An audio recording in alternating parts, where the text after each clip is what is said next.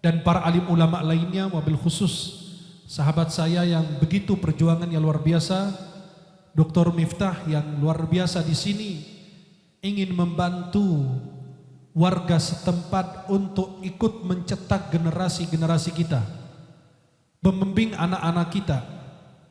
Beliau rela untuk hadir di tengah-tengah masyarakat yang di sini beliau lahir, di sini beliau besar. Beliau ingin mendirikan sebuah pesantren yang pertama mendidik anak kita menjadi penghafal Quran dan menghubungkan anak kita dengan sayyid dan kemuliaan majelis ini. Para hadirin hadirat yang mohon maaf saya tidak sebut namanya satu persatu, para alim ulama, tokoh masyarakat, tokoh agama, tokoh adat, para ustadz ustazah yang hadir yang mohon maaf saya tidak dapat sebutkan namanya satu persatu, namun tidak mengurangi rasa mahabbah, hormat, ta'zim saya kepada semuanya. Para jemaah yang dimuliakan Allah, pesantren ini sangat diperlukan di tengah-tengah kita. Kalau tidak ada pesantren, tidak ada yang bisa mengimami kita. Kalau tidak ada pesantren, tidak ada yang bisa mengajari al-wudu. Tidak ada yang bisa mengajari cara sholat yang benar. Kalau tidak ada pesantren, anak kita tidak punya akhlakul karimah. Kalau tidak ada pesantren, tidak mungkin anak kita bisa membaca Al-Quran. Kalau tidak ada pesantren, kita tidak bisa membagikan harta warisan. Kalau tidak ada pesantren, berarti tempat tersebut adalah tempat yang jauh dari Allah. Sebagaimana satu lingkungan tidak dikumandangkan azan, di situ tidak ada suara azan yang terdengar, tidak terdengar suara lantunan ayat suci Al-Quran. Bayangkan bagaimana tempat itu dikuasai syaitan. Maka antusias dari guru kita, dorongan dan keberkahan dari Allah, beliau ingin mewujudkan sebuah pesantren yang di sini anak kita dididik agamanya, akhlaknya.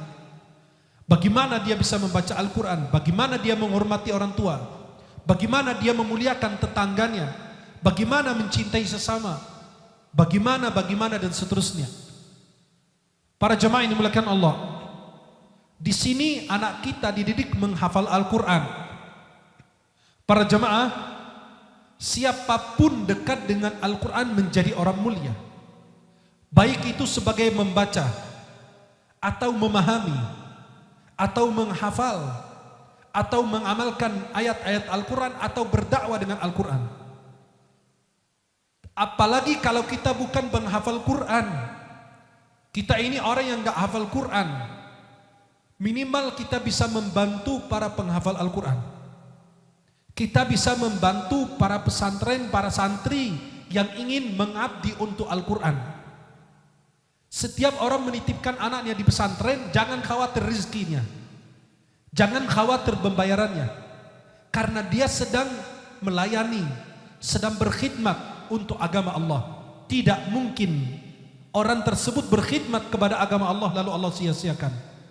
Kita kalau punya pelayan berkhidmat dengan sungguh-sungguh, kita punya seorang murid begitu berkhidmat kepada sosok seorang guru akan memberikan ilmu-ilmu yang bermanfaat. Bahkan dia akan setiap saat mendapatkan doa dan keberkahan dari gurundannya. Begitu dengan kita. Kalau anak kita belajar di pesantren, belajar ngaji, belajar agama, jangan khawatir rezekinya. Allah yang maha mengatur segala-galanya. Kadang-kadang orang mau maksiat, ada aja uangnya. Lihat kalau ada acara dangdut, halo? Halo? Masih hidup? Halo? Masih hidup? Alhamdulillah. Kalau ada acara dangdut, banyak yang saweran. Sampai ditarik sama istrinya di panggung, sampai digebukin sama bininya di panggung. Dia untuk maksiat rela keluarkan uang, tapi malah untuk masjid, musala, pesantren, malah dia tidak rela. Padahal kalau dia masuk liang lahat, insya Allah banyak mendoakan. Bayangkan setiap orang meletakkan batu di dalam pesantren, atau masjid, atau musala, atau tempat ibadah, atau tempat-tempat yang insya Allah bisa digunakan untuk beribadah, keberkahan dan lain.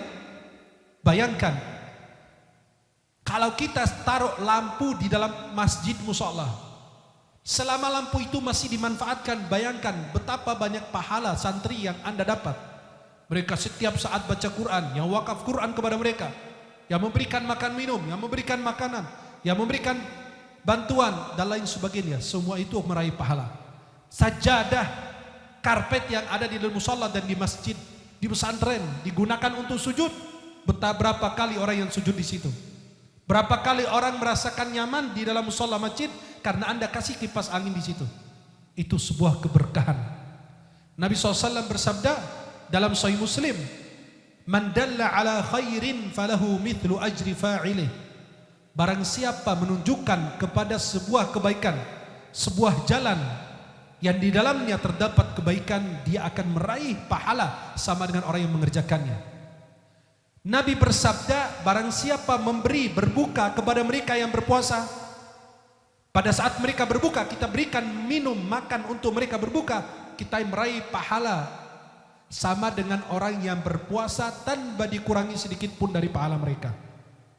Siapapun membantu para penghafal Quran, siapapun dekat dengan Al-Quran jadi orang mulia. Jibril alaihissalam membawa turun Al-Quran. Jibril alaihissalam membawa turun Al-Quran, maka menjadi malaikat yang paling mulia. Bahkan menjadi malaikat yang luar biasa, dikhususkan membawa turun wahyu Allah. Nabi Muhammad diturunkan kepadanya Al-Quran, maka menjadi Nabi yang paling mulia. Al-Quran diturunkan kepada umat Nabi Muhammad, maka menjadi umat yang paling mulia. Al-Quran diturunkan di bulan Ramadan, maka menjadi bulan mulia, satu-satunya bulan yang disebut di dalam Al-Quran. Allah Subhanahu wa taala berfirman, "Syahrul Ramadan alladzi unzila fil Qur'an." Di bulan Ramadan Allah turunkan Al-Quran. Allah turunkan Al-Quran di malam Lailatul Qadar, maka menjadi lebih mulia daripada 1000 bulan. Maka bayangkan seorang membaca Al-Quran dapat syafaatnya. Setiap huruf dapat kebaikan dan pahala. Nabi mengatakan dalam hadis riwayat Tirmidzi dan berkata hadithun hasanun sahih dari Abdullah bin Mas'ud, "Man qara'a harfan min kitabillahi falahu bi hasanah wal hasanatu bi 10 amthaliha. La aqulu alif lam mim harf walakin alifun harf, lamun harf, mimun harf." Barang siapa membaca satu huruf dari kitab Allah, maka dia mendapatkan satu kebaikan dari Allah, dan satu kebaikan dilipatkan digandakan oleh Allah Subhanahu wa taala. Wallahu yudha'ifu liman yasha wallahu wasi'un alim. Nabi mengatakan, saya tidak mengatakan alif lam mim satu huruf, melainkan alif satu huruf, lam satu huruf, mim satu huruf. Dalam Sahih Muslim dari Umar bin Khattab, Nabi bersabda, "Innallaha yarfa'u bihadzal kitabi aqwaman wa yad'u biha akharin." Sesungguhnya Allah dengan Al-Quran mengangkat sebuah kaum dan merendahkan kaum yang lain. Bayangkan anak-anak kita penghafal Quran, dikenalkan di seluruh dunia, padahal dia bukan siapa-siapa, hanya diangkat derajatnya karena Al-Quran. Nabi bersabda dalam Sahih Muslim dari Abu Umamah Al-Bahili, "Iqra'ul Qur'ana fa innahu ya'ti yaumal qiyamati syafi'an li ashabi." Baca Al-Quran karena Al-Quran datang di hari kiamat berbagi syafaat kepada mereka yang rajin baca Al-Quran. Rajin baca Quran dapat syafaat. Bagaimana kalau Anda menjadi penghafal, memahami, membantu para penghafal Quran? Para jamaah yang dimuliakan Allah Subhanahu wa taala. Betapa mulianya orang tua yang punya anak penghafal Quran. Anda di akhirat tidak akan bangga dengan jabatan anakmu. Tidak akan Anda bangga dengan ilmu duniawi yang anakmu raih. Sayang sekali saat ini kita lihat orang ilmu agamanya setingkat TK. Ilmu agamanya setingkat TK. Sedangkan ilmu duniawi setingkat S3. Halo? Halo? Ilmu agamanya setingkat TK, tapi ilmu dunia setingkat S3. Ya Allah, Anda di alam barzakh tidak akan ditanya jabatanmu, harta yang kau punya. Yang akan menemanimu adalah amal salihmu, anak keturunanmu. Bayangkan orang tua yang hebat, adalah orang tua yang menjadikan anaknya anak yang taat kepada Allah. Para jemaah ini dimuliakan Allah Subhanahu wa taala. Begitu orang hebat yang benar-benar meninggal dunia tapi terus pahalanya mengalir walaupun tidak dikirimkan pahalanya. Kita punya anak lagi tahfiz Quran, gak perlu dia mendoakan orang tuanya. Dia setiap huruf, setiap ayat akan disumbangkan, akan dikirimkan kepada orang tua. Bayangkan kita di alam barzakh, diangkat derajat kita oleh Allah, dinaikkan levelnya oleh Allah, tingkatannya di dalam barzakh, dan diberikan kenikmatan dan hembusan daripada surga. Dan dia bertanya, ya Rabb, kenapa engkau angkat derajatku?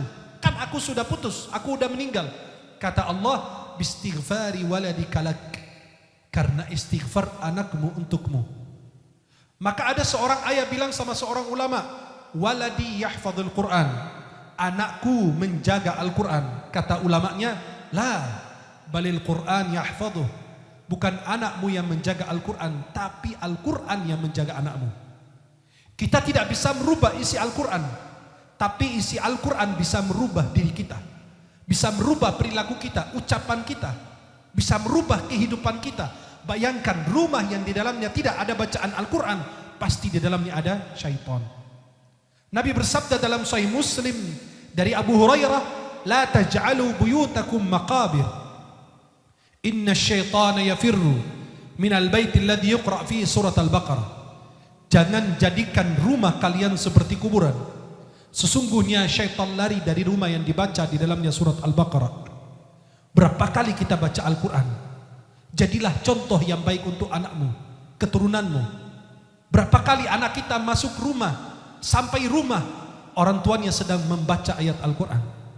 Berapa kali anak kita terbangun di tengah malam, kemudian anak kita melihat ayahnya lagi baca Quran, ibundanya tengah malam baca Quran, atau sedang sholat tahajud, atau sedang bersalawat, atau sedang berzikir, atau sedang beristighfar. Bagaimana dengan nasib kita? Ada orang tua yang meninggal dunia, terus pahala mengalir. Allah ampuni dosanya, Allah ringankan azabnya, Allah Subhanahu wa taala maafkan kesalahannya, dan anak bisa memberi syafaat kepadanya di hari kiamat. Diriwayatkan dalam hadis Nabi SAW, walaupun ulama hadis menilai hadis ini lemah, dhaif, bahwa seorang penghafal Quran akan memberi syafaat kepada 10 orang dari keluarganya. Betapa bahagianya kita sebagai orang tua. Kurang ibadahnya, kurang zikirnya, kurang salawatnya, kurang bacaan Qur'annya, tapi subhanallah, malah kita diberikan syafaat oleh anak dari sulbi kita, keturunan kita. Punya anak 5, punya anak 3, tidak ada satupun di antara mereka hafiz Quran. Coba kalau kita punya anak, kami tidak semua anak yang kita inginkan itu anak jadi ulama semua. Kalau anak jadi ulama, jadi kiai, jadi ustadz, siapa yang diceramahin? Nggak ada yang diceramahin. Kalau semua jadi ulama, maka harus ada yang berilmu, ada yang awam, harus ada yang kaya, harus ada yang miskin, harus ada atasan, harus ada bawahan, harus ada orang yang kuat, harus ada yang lemah. Subhanallah. Para jamaah yang dimuliakan Allah, yang kita harapkan dari pesantren-pesantren yang didirikan, dari masjid yang di dalamnya diajarkan Al-Quran, pesantren, musalla, masjid, di mana tempat anak-anak kita belajar Al-Quran. Bukan harapan kita anak kita menjadi ulama, tidak. Boleh silakan. Tapi harapan kita 10 tahun, 15 tahun ke depan Indonesia akan dipimpin oleh orang penghafal Al-Quran. Halo? Harapan kita, RT kita, RW kita, kepala desa kita, camat, lurah, bupati, wali kota, menteri, presiden, wakil presiden. Harapan kita 10 tahun, 15 tahun ke depan, yang pemimpin Indonesia adalah orang penghafal Al-Quran. Harapan kita, anak kita tidak harus menjadi ulama, insinyur tapi hafiz Quran, pejabat hafiz Quran, dokter hafiz Quran, pilot hafiz Quran, pengusaha hafiz Quran. Yang penting Al-Quran ada dalam kehidupan kita. Jangan sampai kita menghadap Allah tidak membawa Al-Quran di dalam hati kita. Al-Quran adalah jalan keselamatan. Kita tidak butuh waktu untuk membaca Al-Quran, melainkan waktu kita yang membutuhkan Al-Quran. Kita tidak butuh waktu baca Quran, Tapi waktu kita yang betul-betul membutuhkan Al-Quran. Para hadirin hadirat yang dimuliakan Allah, bayangkan kalau kita bangkit dari kubur, tidak ada bulan, tidak ada matahari, gelap gulita. Masing-masing lari ketika bangkit dari kubur, lari menuju pada mahsyarnya. Masing-masing memikirkan dirinya. Hanya satu saja yang memikirkan orang tuanya. Allah Subhanahu wa taala berfirman dalam surat Abasa, "Yauma yafirrul mar'u min akhihi wa ummihi wa abihi wa sahibatihi wa banihi likulli imri'in minhum yawma idzin sya'nun yughni." Yauma yafirrul mar'u min akhihi, seseorang akan lari dari saudaranya. Wa ummihi wa abi, ayah dan ibunya. Wa sahibatihi wa bani, istri dan anak keturunannya. Kenapa ya Allah masing-masing lari ketika bangkit dari kubur? Likulli imri'in minhum yawma idzin sya'nun yughni. Masing-masing punya urusan di hadapan Allah. Mereka ketakutan dari Allah. Hanya satu orang yang bangkit dari kubur, hanya dia memikirkan kedua orang tuanya. Siapa? Daud. Nabi menjelaskan anak penghafal Quran dan mengamalkannya, bangkit dari kubur. Dia di hari kiamat ingin memberikan jubah kebesaran dan mahkota dari cahaya kepada kedua orang tuanya. Anda di dunia bukan orang besar, Anda di dunia bukan orang kaya, Anda di dunia tidak ada yang kenal, tapi di akhirat dijadikan orang besar oleh Allah. Anda diberikan jubah kebesaran, mahkota dari cahaya, yang cahayanya lebih terang dibanding cahaya matahari. Allah, coba kalau kita di akhirat, yang menolong kita adalah anak keturunan kita. Maka para jemaah yang dimuliakan Allah, jangan sia-siakan kesempatan ini.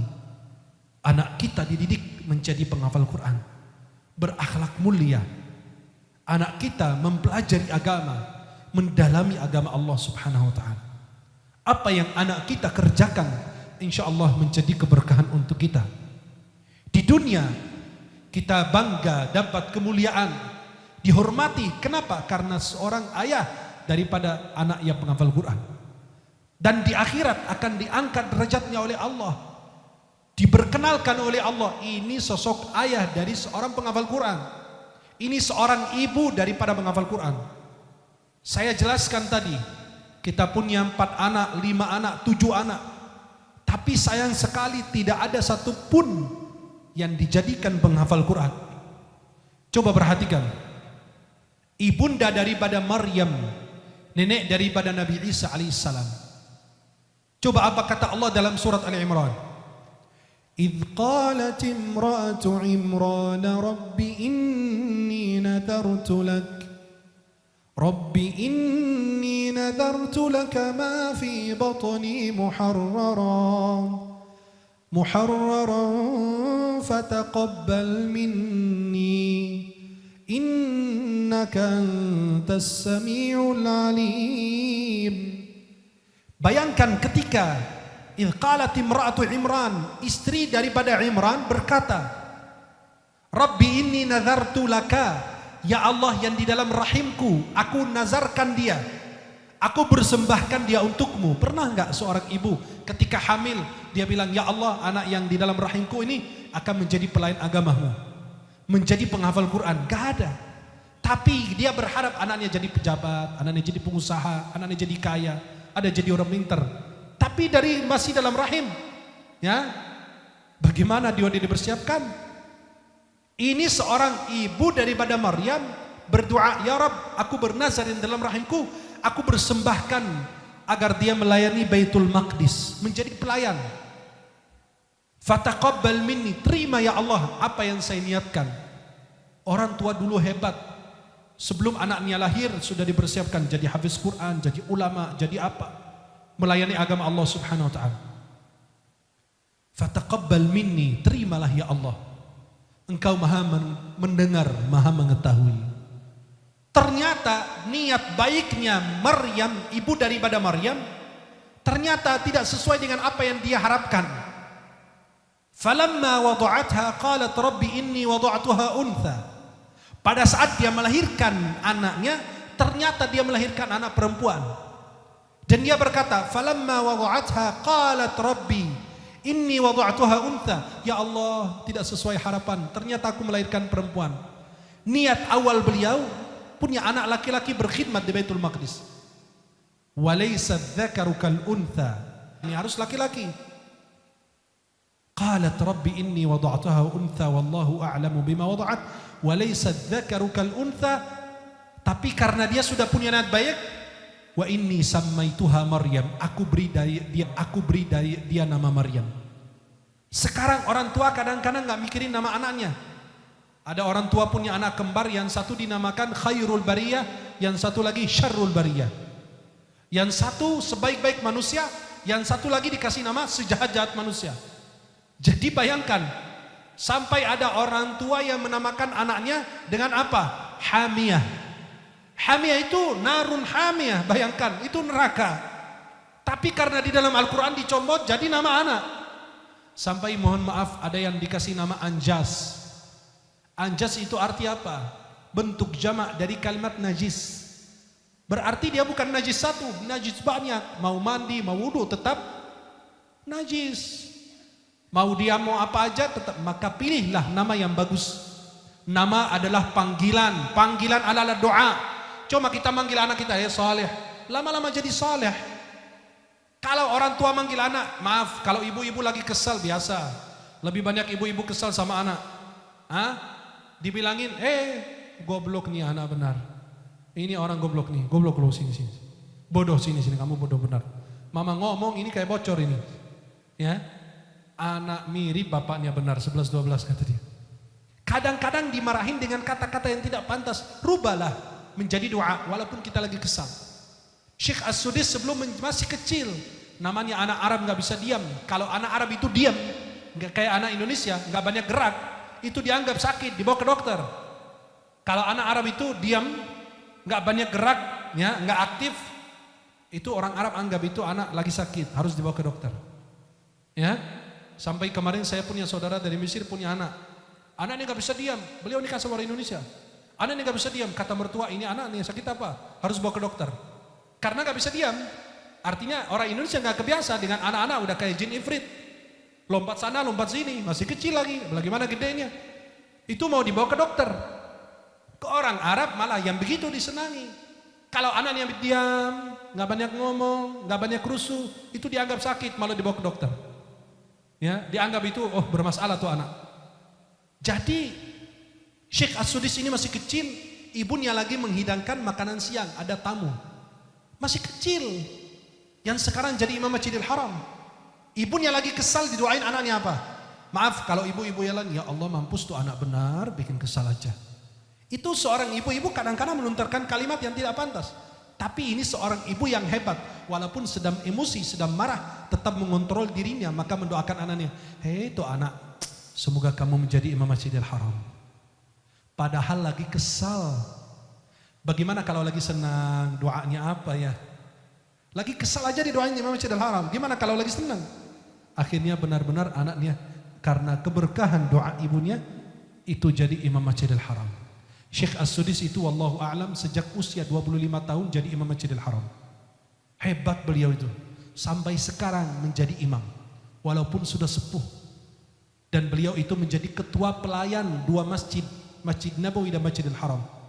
Dan termasuk imam tertua di situ bersama Syekh Asy-Syuraim. Itu mereka itu bersahabat sejak dahulu. Kita dengar Syekh As-Sudis dan Syekh Asy-Syuraim sejak dahulu itu ada di Masjidil Haram. Dan kasetnya kita sejak dahulu kita dengar.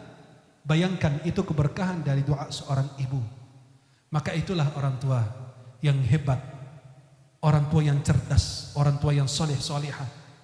Maka itulah doa ibu daripada Maryam. Walaysa dzakaru kal untha wa inni samaituha Maryam. Aku namakan dia Maryam. Dan enggak mungkin fisik laki sama dengan perempuan. Wa inni u'idzuha bika. Coba perhatikan. Wa dzurriyyataha minasyaitonir rajim. Ya Allah, aku lindungi dia, aku doakan dia biar dia senantiasa dilindungi daripada godaan syaitan. Itu dilindungi dari godaan apa? Syaitan. Dan bukan hanya dia, keturunan-keturunannya juga. Maka Nabi Isa dijaga. Semua bayi itu lahir nangis kecuali Nabi Isa. Itu tidak diganggu oleh syaitan. Maka para jamaah ini dimuliakan Allah Subhanahu wa taala. Wa inni sammaituha Maryam wa inni u'iduha bika wa dzurriyyataha minasyaitonir rajim. Coba apa yang terjadi? Fataqabbalaha rabbuha biqabulin hasanin wa anbataha nabatan hasanan. Allah terima niat baik beliau, tetap diterima. Wa anbataha, lalu dia tumbuh besar dalam taat. Kemudian beliau menjadi pelayan di Baitul Maqdis. Bayangkan seorang wanita menjadi pelayan di Baitul Maqdis. Beliau mengasingkan dirinya di sebelah timur Baitul Maqdis. Dia di situ berkhalwat, beribadah. Pada saat dia lagi haid, dia keluar. Karena perempuan yang sedang haid tidak boleh menetap di dalam ruang ibadah atau masjid. Akhirnya Maryam itu suatu hari lagi di dalam mihrabnya, tempat dia beribadah, Nabi Zakaria masuk. Karena Nabi Zakaria itu saudara beliau. Akhirnya Nabi Zakaria kaget lihat Maryam. Loh, ini seorang wanita kok hebat. Buah-buahan musim panas ada di musim yang berbeda. Buah-buahan musim dingin ada di musim panas dan sebaliknya. Beliau terkejut. Kullama dakhala 'alaiha Zakaria al-mihraba qala ya Maryam anna laki hadha. Setiap dia kali masuk mihrab, kok buah-buahan yang beda musim ada sekarang? Akhirnya Nabi Zakaria alaihissalam qala ya Maryam anna laki hadha. Wahai Maryam, kau dapat makanan itu dari mana? Apa kata Maryam? Qalat huwa min indillah. Inna Allah yarzuqu man yasha'u bighairi hisab. Itu dari Allah, dan Allah memberi hamba-hamba yang beribadah taat tanpa batas. Saking Nabi Zakaria kagum dengan sosok wanita hebat ini, langsung Nabi Zakaria masuk ke dalam mihrabnya juga. Pada saat dia bilang Inna Allah yarzuqu man yasha'u bighairi hisab, Allah katakan hunalika da'a Zakaria rabbah. Seketika itu Nabi Zakaria berdoa kepada Allah, Rabbi habli min ladunka dzurriyyatan thayyibah innaka sami'ud du'a. Maka itu salah satu doa terbaik kita doakan anak-anak kita. Ayat 38 surat Ali Imran. Rabbi habli min ladunka dzurriyyatan thayyibah innaka sami'ud du'a. Coba apa yang terjadi? Dia langsung berdoa, minta keturunan seperti Maryam. Akhirnya fanadathul malaikatu wa huwa qa'imun yusalli fil mihrab anna Allah yubashshiruka bi Yahya. Langsung dipanggil malaikat, dia masih berdoa, kata malaikat, ya Yahya, ya Zakaria, sesungguhnya Allah kabarkan kepadamu bahwa engkau akan diberi anak. Istrinya belum hamil, tapi dikasih anak, nanti istrimu hamil dan dikasih nama sama Allah langsung. Dikasih nama Yahya. Dikasih nama siapa? Yahya. Maka Allah Subhanahu wa taala jelaskan di dalam surat Maryam. Di awal surat Maryam bagaimana doa dan sungguh-sungguh Nabi Zakaria. Allah berfirman, Kafha ya ain sad. Dzikru rahmati rabbika 'abdahu Zakaria إذ نادى ربه نداء خفيا قال رب إني وهن العظم مني قال رب إني وهن العظم مني واشتعل الرأس شيبا ولم أكن بدعائك رب شقيا وإني خفت الموالي من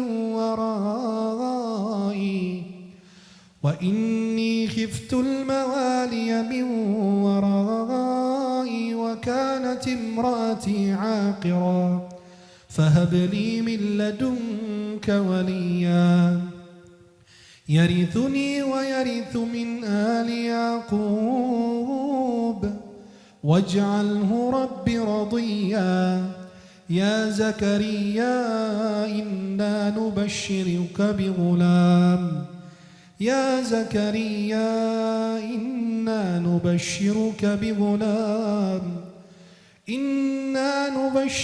بغلام اسمه يحيى lam naj'al lahu min qablu samia. Kalau kita baca dua cerita ini di awal surat Maryam dan di surat Ali Imran, luar biasa. Itulah harapan, keinginan dan doa orang tua kepada anaknya. Maka para hadirin hadirat yang dimuliakan Allah, kita harus berjuang bersama agar benar-benar kita bisa wujudkan pesantren ini. Minimal kalau bukan buat anak kita, insya Allah buat cucu keturunan kita ke depan, buat lingkungan kita, agar menjaga keutuhan, menjaga agama, menjaga akhlak, menjaga moral kita, menjaga hubungan baik kita dengan Rasulullah, menjaga Al-Quran dimanapun kita berada. Para jamaah ini melakukan Allah subhanahu wa ta'ala, kita berjuang untuk Al-Quran, maka Allah tidak akan mensia-siakan hidup kita. Setiap yang hadir di malam hari ini, di tengah hujan tadi, jalannya becek, ada yang duduk, Masya Allah, yakin itu tidak bakalan sia-sia. Itu semua tidak akan sia-sia. Maka sekarang minta hajatmu kepada Allah, berdoa bilang, ya Rabb, aku tadi hujan, jalanan kurang bagus, becek, aku sedang duduk dan kesulitan mendapatkan duduk yang baik, tapi aku berjuang ke sini Allah karena ingin menghadiri majelis ilmu, ingin memandang wajah-wajah guru-guru kita yang mulia ini, berjumpa dengan para penghuni surganya Allah, menyaksikan amal baik yang dilakukan oleh orang lain. Insya Allah kita semua mendapatkan keberkahan dunia akhirat. Mudah-mudahan kita yang hadir di malam hari ini mendapatkan keberkahan dari Al-Quran. Sakit diangkat penyakitnya oleh Allah. Yang ada urusan Allah segera selesaikan urusannya. Yang belum mendapatkan pekerjaan Allah mudahkan jalan keluarnya. Mudah-mudahan yang punya hutang biar segera membayar hutangnya. Mudah-mudahan yang jauh dari Allah segera didekatkan oleh Allah. Yang jauh dari Rasulullah segera diundang hadir ziarah maqam Rasulullah Muhammad sallallahu alaihi wasallam. Dan insya Allah mudah-mudahan suatu saat para jamaah bisa hadir bersama saya, bersama Dr. Miftah, insya Allah berangkat Januari umrah bersama. Mudah-mudahan kita yang bisa hadir, insya Allah kita bisa mendampingi para jemaah. Dan insya Allah kita masing-masing punya doa, punya hajat, panjatkan hajatmu, minta kepada Allah subhanahu wa ta'ala. Semoga niat baik kita, hajat kita dikabulkan oleh Allah subhanahu wa ta'ala. Mudah-mudahan yang saya sampaikan bermanfaat. Mohon maaf atas segala kekurangan. Di sini banyak lebih alim, lebih hebat, lebih soleh, tapi saya dipilih sebagai orang yang banyak dosa, banyak kesalahannya. Semoga Allah ampuni, Allah maafkan kesalahan kita semuanya. Saya mencintai kalian semua karena Allah. Senang sekali bisa berjumpa, memandang wajah-wajah penghuni surganya Allah. Maka kalau kalian masuk surga terlebih dahulu, mohon agar menunggu saya di pintu surga, biar masuk surga bersama. Setuju? Setuju? Setuju. Kalau kalian masuk surga lebih awal, agar menunggu saya di pintu surga biar masuk surga bersama. Setuju? Setuju. Tapi kalau saya masuk surga lebih awal, saya langsung masuk, tidak menunggu kalian. Semoga Allah pertemukan kita di dunia dalam taat dan di akhirat di surganya Allah. Kalau tidak jumpa di dunia, insya Allah kita jumpa kembali di surganya Allah. Insya Allah kita saling menunggu, insya Allah saling mendoakan, insya Allah saling mendoakan dalam kebaikan. Mudah-mudahan yang saya sampaikan bermanfaat. Subhanakallahumma wa bihamdika asyhadu an la ilaha illa anta astaghfiruka wa atubu ilaik. Assalamualaikum warahmatullahi wabarakatuh.